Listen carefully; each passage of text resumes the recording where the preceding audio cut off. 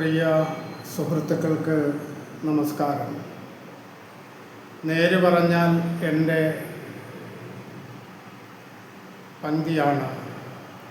ആ പന്തിയിലൂടെ ഇന്ന് ഒരു പുതിയ വിഷയം നിങ്ങൾക്ക് മുമ്പിൽ അവതരിപ്പിക്കുകയാണ്. കേരളത്തിലെ സ്വകാര്യ ആശുപത്രികൾ ബ്ലേഡ് കമ്പനിയേക്കാൾ ക്രൂരമായി രോഗികളെ പരീക്ഷിക്കുന്ന സ്ഥിതി തുടരുകയാണ്. കേരളത്തിൽ കഴിഞ്ഞ നൂറ്റാണ്ടിനിടയിൽ ഏറ്റവും കൂടുതൽ വളർച്ച നേടിയ വ്യവസായം ഏത് എന്ന് ചോദിച്ചാൽ ഒരു സംശയവും വേണ്ട, അത് ആശുപത്രികളാണ്.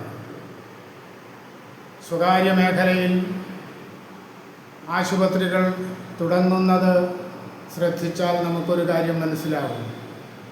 എവിടെയെങ്കിലും ഒരു വലിയ തോതിൽ ആശുപത്രി വന്നാൽ അതിൻ്റെ ശാഖയോ അല്ലെങ്കിൽ അതിൻ്റെ പുതിയ സൗകര്യങ്ങളുമായിട്ടോ പുതിയ അതേ പേരിലുള്ള ആശുപത്രികൾ സംസ്ഥാനത്ത് പലയിടത്തും തുറക്കപ്പെടുന്ന സ്ഥിതി വരുന്നു. ഇതിന് കാരണം മറ്റേത് ബിസിനസ്സിനേക്കാൾ ലാഭകരമായി ആശുപത്രി ബിസിനസ് നടക്കുന്നു എന്നതാണ്. കേരളത്തിൽ നമുക്കറിയാവുന്നതുപോലെ 3000-ലധികം ആശുപത്രികൾ പ്രവർത്തിച്ചു വരുന്നുണ്ട്. ഇതിൽ 2000-ലധികം ആശുപത്രികളും നമ്മുടെ സംസ്ഥാന സർക്കാരിൻ്റെ ഉടമസ്ഥതയിൽ പ്രവർത്തിക്കുന്നതാണ്. ബാക്കി 1000-ഓളം ആശുപത്രിയാണ് സ്വകാര്യ മേഖലയിൽ പ്രവർത്തിച്ചു പോകുന്നത്. ഇതിൽ തന്നെ 100ഓളം മൾട്ടി സ്പെഷ്യാലിറ്റി ആശുപത്രികളും നമ്മുടെ സംസ്ഥാനത്ത് പ്രവർത്തിക്കുന്നുണ്ട്.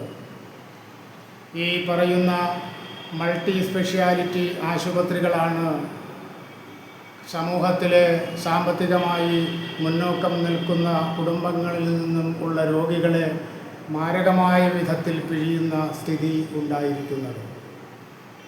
സാധാരണഗതിയിൽ സാമ്പത്തിക ശേഷിയുള്ളവർ ആശുപത്രിയിലെത്തി ആശുപത്രി കുറിച്ചു കൊടുക്കുന്ന എല്ലാം അങ്ങോട്ട് കൈമാറി അവിടെ നിന്നും നൽകുന്ന ബില്ല് അതേപോലെ അടച്ചുകൊണ്ട് പോകുമ്പോൾ ആശുപത്രി മുതലാളിമാർക്ക് ചില ധാരണകൾ ഉണ്ടാകും. സമ്പന്നർ അല്ലെങ്കിലും മാരകമായ രോഗിയായി വരുന്നവർ സ്വാഭാവികമായും എങ്ങനെയെങ്കിലും രോഗം ഭേദമായി ജീവൻ തിരിച്ചു കിട്ടണം എന്ന് പ്രാർത്ഥിക്കുന്നവരാണ്.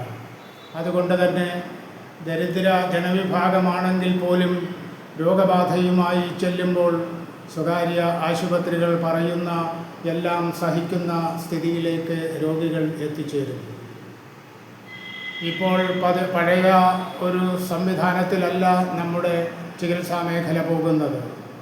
നിരവധി സ്വകാര്യ ഹെൽത്ത് ഇൻഷുറൻസ് കമ്പനികൾ കേരളത്തിൽ മത്സരിച്ചു പ്രവർത്തിക്കുകയാണ്. ഇത്തരത്തിലുള്ള ഇൻഷുറൻസ് കമ്പനികളുമായി സ്വകാര്യ ആശുപത്രി മാനേജ്മെൻറ്റുകൾ രഹസ്യമായി ധാരണയുണ്ടാക്കി അതുവഴി തന്നെ വലിയ തോതിലുള്ള തട്ടിപ്പുകൾ നടത്തുന്നുണ്ട് എന്ന പരാതിയും ഉയരുന്നുണ്ട്. ഏതായാലും നമുക്കറിയാം, മാരക രോഗങ്ങൾ ആണ് സാധാരണഗതിയിൽ ഇത്തരം വൻകിട ആശുപത്രികൾ ഒരു സൗകര്യമായി കണ്ടുകൊണ്ടിരിക്കുന്നത്.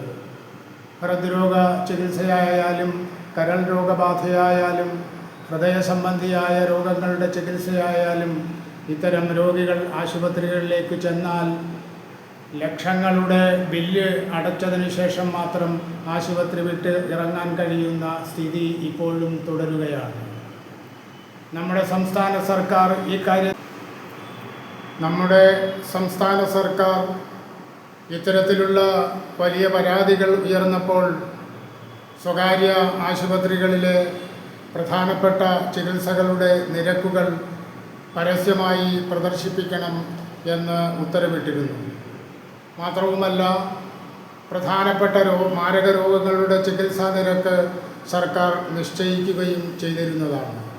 എന്നാൽ ഇതൊക്കെ എത്ര കണ്ട് ഫലം കണ്ടു എന്നത് ദൈവത്തിന് മാത്രം അറിയാവുന്ന കാര്യമാണ്. ഈ കാര്യത്തിൽ പാവപ്പെട്ട രോഗികളെ എങ്കിലും പരിഗണിച്ചുകൊണ്ട് സർക്കാരിന് അടിയന്തരമായി ചെയ്യാവുന്ന ഒരു കാര്യം ഈ ആശുപത്രികളെല്ലാം പ്രവർത്തിച്ചു വരുന്ന സ്ഥലങ്ങളിലെ തദ്ദേശ സ്വയംഭരണ സ്ഥാപനങ്ങളിലെ പ്രധാനപ്പെട്ട ഉദ്യോഗസ്ഥനെയോ അതല്ലെങ്കിൽ ജനപ്രതിനിധികളെയോ സ്വകാര്യ ആശുപത്രിയിൽ ചികിത്സ നടത്തുന്നതും അവിടെ ഈടാക്കുന്ന നിരക്കുകൾ സംബന്ധിച്ചും പരിശോധന നടത്തി അതിൻ്റെ റിപ്പോർട്ട് ഗവൺമെൻറ്റിന് സമർപ്പിക്കുന്നതിനും ഒരു സംവിധാനം ഒരുക്കിയാൽ ഒരു പരിധിവരെ ഈ സ്വകാര്യ ആശുപത്രികളുടെ കുത്തഴിഞ്ഞ പോക്കും രോഗികളെ പിഴിയുന്ന ഇപ്പോഴുള്ള സമ്പ്രദായവും അവസാനിപ്പിച്ചെടുക്കാൻ കഴിയും എന്നാണ് പ്രതീക്ഷ.